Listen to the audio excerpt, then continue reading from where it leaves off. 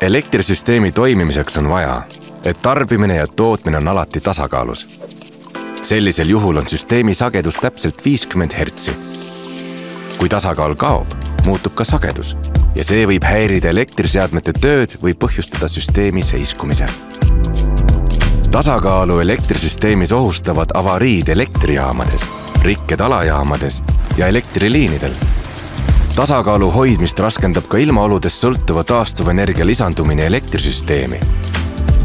Sest tuulest ja päikesest sõltuva tootmise puhul on vead tootmismahu prognoosimises suuremad.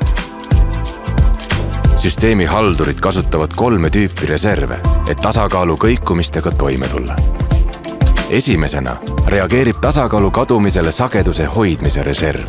Sellist reservi pakuvad parajasti töötavad elektrijaamad, mis jälgivad sagedust süsteemis. Märgates muutust sageduses, suurendavad või vähendavad nad oma toodangut. Teisena rakendub automaatne sageduse taastamise reserv. Selle reservi käivitamist juhib pidevalt elektrisüsteemi tasakaalu jälgiv kontroller. Reserv rakendub 30 sekundi jooksul ja seda pakuvad salvestusseadmed, hüdro- ja gaasielektrijaamad ning ka juhitav tarbimine. Kolmas ja kõige aeglasem sageduse juhtimiseks kasutatav reserv on manuaalne sageduse taastamise reserv.